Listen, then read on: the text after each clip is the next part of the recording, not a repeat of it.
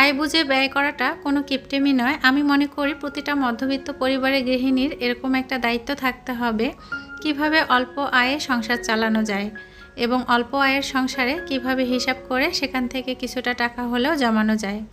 আজকে আমি আপনাদের সাথে গুরুত্বপূর্ণ কিছু টিপস শেয়ার করব। যারা ভিডিও দেখা শুরু করেছেন, একটা লাইক দিয়ে পুরো ভিডিওর সঙ্গে থাকবেন।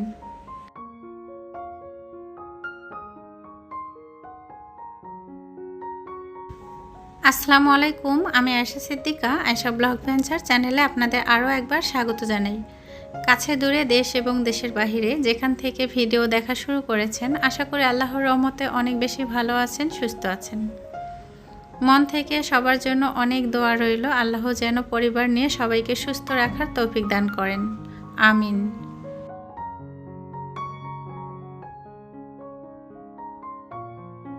প্রতিটা মধ্যবিত্ত পরিবারের গৃহিণীদের আমি মনে করি একটা প্রধান দায়িত্ব হলো আয় বুঝে ব্যয় করা। আয়ের তুলনায় যখন ব্যয় বেশি হবে, তখন টাকা জমানো দূরের কথা, সংসারে সুখ বলে কিছুই থাকবে না। আয়ের দিকটা যখন চিন্তা করবেন, তখন কিন্তু আপনি হিসাব করে চলতে শিখবেন। কিভাবে আয় বুঝে ব্যয় করা যায় এবং সেই সাথে সংসারের খরচ কিভাবে কমানো যায়, আজকের ভিডিওতে আপনাদের সাথে সেরা কিছু টিপস শেয়ার করব।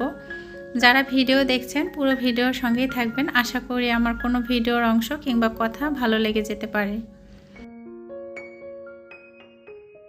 প্রতিটা গৃহিণীর আমি মনে করি ভোরবেলা থেকে ব্যস্তময় একটা জীবন শুরু হয়ে যায়, যাদের অনেক বেশি দায়িত্ব থাকে। আর যারা চাকরিজীবী মা আছেন, তাদের তো কি বলবো, তারাও কিন্তু আমাদের মতোই ব্যস্তই থাকেন। সকালবেলা উঠে পরিবারকে খাবার রেডি করে দিয়ে তারপর কিন্তু তার অফিসে যেতে হয়। তো আমি তো গৃহিণী, আমি বাসায় থাকি, আমার চাকরির জন্য বাহিরে যেতে হয় না।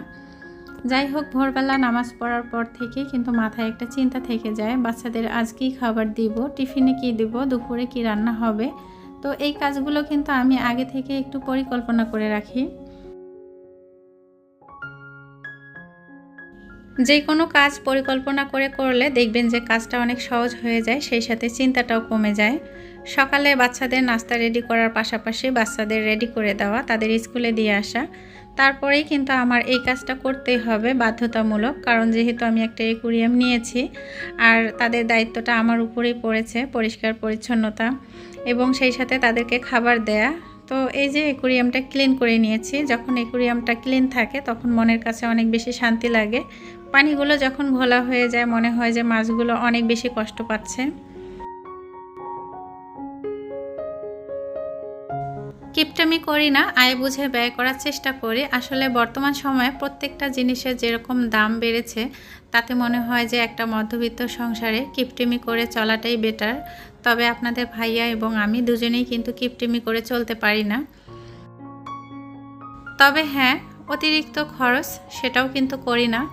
সাধ্যের মধ্যে যা হবে সেটাই করার চেষ্টা করি এবং সেই সাথে নিজের সংসারটাকে পরিপাটি গোছানো রাখার চেষ্টা করি। সেই সাথে বাচ্চাদের কিভাবে আমি আবদারগুলো পূরণ করব সেটাও কিন্তু চিন্তা ভাবনা করে করি।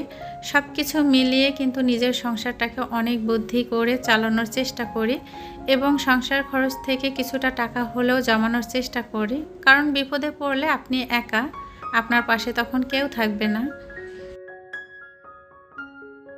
অল্প আয়ের সংসারে হিসাব করে চলার পর কিছুটা টাকা জমিয়ে রাখা দরকার, সেটা হচ্ছে বিপদের বন্ধু।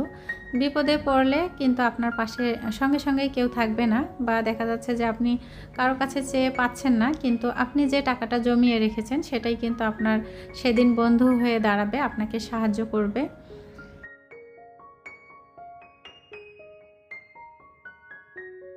অল্প আয়ের সংসারে খুব সুন্দরভাবে চলেও কিন্তু প্রতি মাসে কিছুটা টাকা হলেও জমিয়ে রাখতে পারবেন। প্রথমেই যেটা করবেন সেটা হচ্ছে মাসিক একটা বাজেটের তালিকা তৈরি করবেন। কত টাকা খরচ হয়েছে আয় ব্যয়ের হিসাব রাখবেন, আর সেই সাথে প্রয়োজনীয় খরচ করবেন আর অপ্রয়োজনীয় খরচগুলো বন্ধ রাখবেন। তাহলেই দেখবেন যে পুরো মাসটাই সুন্দরভাবে চলতে পেরেছেন, সেই সাথে সেখান থেকে কিছুটা টাকা হলেও জমিয়ে রাখতে পেরেছেন।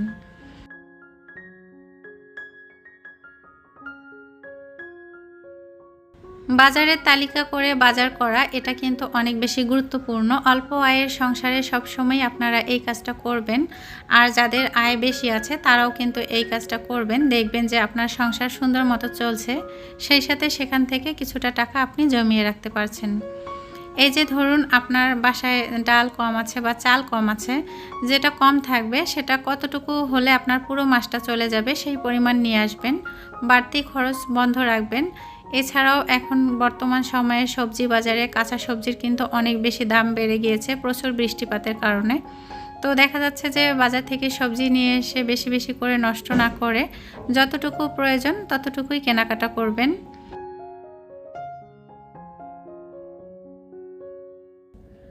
বাড়ি থেকে কোরবানির মাংস পাঠিয়ে দিয়েছে, তো সেগুলো রেখে দিয়েছিলাম। কিছুটা খাওয়া হয়েছে আর বড় একটা প্যাকেট ছিল যেটা আজ ভিজিয়ে রেখেছি।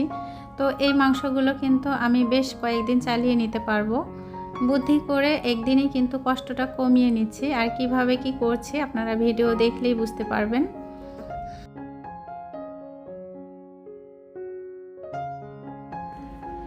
সম্ভবত 5 থেকে 6 কেজি মাংস একটা প্যাকেটে ছিল, এর বেশিও হতে পারে। তো এর সাথে অনেকগুলো চর্বি রয়ে গেছে। চর্বিগুলো আমি আলাদা করে প্যাকেট করে রাখছি, কারণ অতিরিক্ত চর্বি দেখলে আপনাদের ভাইয়া কিন্তু আর মাংস খেতে চান না। আর সে আগে থেকেই বলে দিয়েছে চর্বিগুলো আলাদা করার জন্য। এই চর্বি দিয়ে অন্য সময়ে দেখা যাচ্ছে বুটের ডাল করে খাওয়া যাবে, তো আলাদা একটা প্যাকেটে সরিয়ে রাখছি। আর সবগুলো মাংস আজ মশলা দিয়ে আমি সুন্দরভাবে রান্না করে রেখে দিব বক্সে করে। পরবর্তী সময়ে যেন কষ্ট কম হয়, আর একদিনে যদি একটু কষ্ট করে কাজগুলো করে নিতে পারি তাহলে পরবর্তী সময়ে কিন্তু আর এই কাজগুলো করতে হবে না।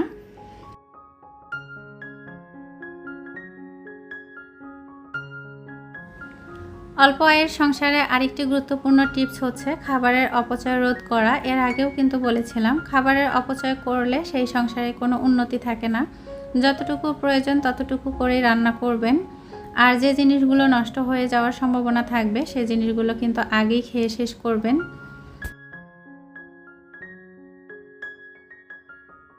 অল্প আয়ের সংসারে গ্যাসের খরচ কমাতে চাইলে যারা সিলিন্ডার গ্যাস ব্যবহার করেন তারা অবশ্যই কিছু টিপস ফলো করে চলবেন।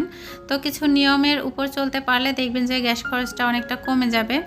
বেশি পরিমাণে মাংস যদি একদিনে রান্না করে আপনি বক্সে করে রেখে দিতে পারেন, তাতে করে কিন্তু গ্যাস খরচটা অনেকটা কমে যায়। কারণ পরিমাণে যদি বেশি মাংস রান্না করেন তখন দেখবেন যে দ্রুত সিদ্ধ হয়ে যায়।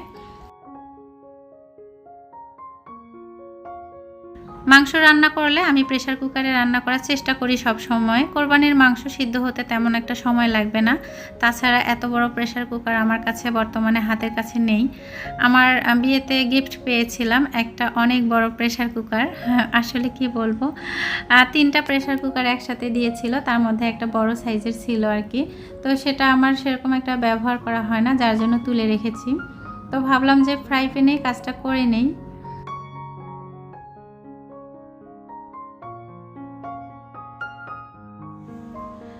খাবার খেয়ে নেওয়া সেটা কিন্তু অপচয়ের মধ্যে পড়ে না। যখন না খেয়ে নষ্ট করে ফেলে দিবেন সেটাই কিন্তু অপচয়। শরীরের চাহিদা অনুযায়ী এবং যার যতটুকু খাবারের দরকার সে অনুযায়ী কিন্তু চেষ্টা করি খাবারগুলো রান্না করতে। তবে সবসময় চেষ্টা করি খাবার যাতে নষ্ট করে ফেলে দিতে না হয়।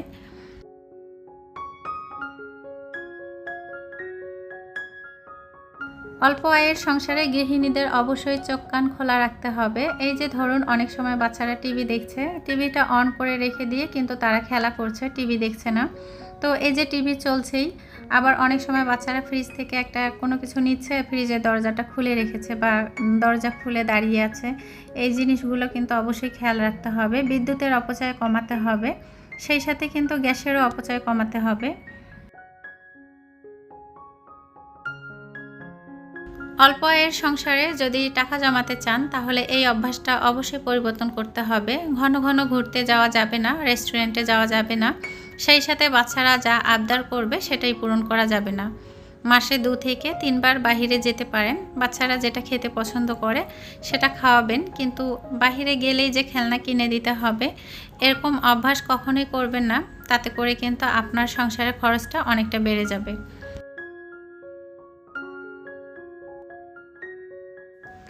প্রতিদিন অল্প অল্প করে সঞ্চয় করার অভ্যাস গড়ে তুলুন। 10 টাকা 20 টাকা এভাবে শুরু করবেন।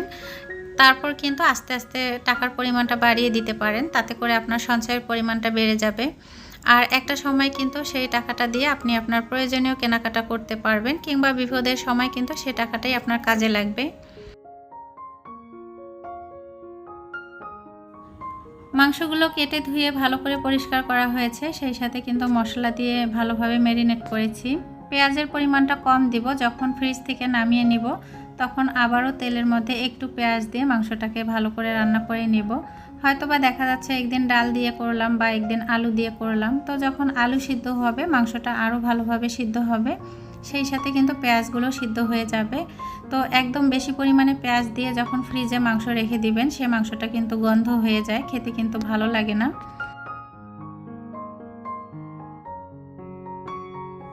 একটা মধ্যবিত্ত পরিবারে অল্প আয়ের সংসারে বুদ্ধি করে চলেও কিন্তু আপনি টাকা জমিয়ে রাখতে পারবেন। আর এজন্য কিন্তু প্রতিটা গৃহিণীকে সচেতন হতে হবে।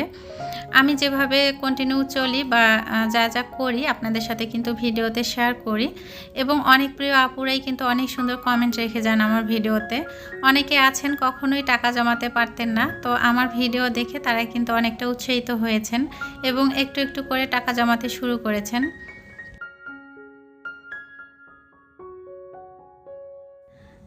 আজকের নিয়ে আসা ডিমগুলোতে অনেক বেশি ময়লা ছিল, ভিজিয়ে রেখেছি কিছুটা সময়ের জন্য, আর এখন কিন্তু সেগুলো অনেকটা ক্লিন হয়ে গিয়েছে। তো ডিম সবসময় কিন্তু পরিষ্কার করে ফ্রিজে রাখবেন, কারণ ডিমে যে ব্যাকটেরিয়া এবং জীবাণু ময়লা থাকে সেগুলো কিন্তু ফ্রিজের অন্যান্য খাবারে ছড়িয়ে পড়তে পারে।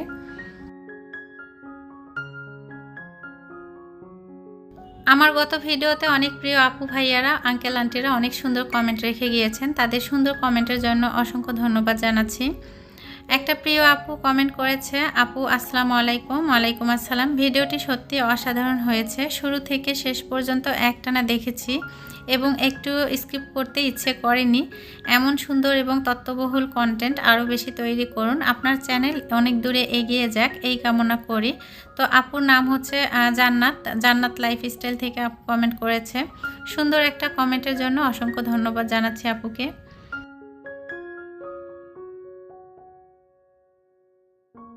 যারা আজ প্রথম আমার এই ছোট্ট চ্যানেলে ভিজিট করেছেন, প্রথম ভিডিও দেখছেন, যদি একটু ভালো লেগে থাকে প্লিজ চ্যানেলটি সাবস্ক্রাইব করে আমার পাশে থাকবেন। অলরেডি যারা কাজটি করেছেন, কন্টিনিউ আমার ভিডিও দেখেন এবং আমার পাশে আছেন, তাদের জন্য মন থেকে অনেক ভালোবাসা আর অনেক দোয়া রইল। কিপটামি নয়, বরং অল্প আয়ের সংসারে আয় বুঝে ব্যয় করে চলা যায় এবং সেখান থেকে টাকা জমিয়ে রাখা যায়। আমার আজকের ভিডিওতে যদি কোনো ভুল ত্রুটি থাকে তাহলে প্লিজ ক্ষমা দৃষ্টিতে দেখবেন।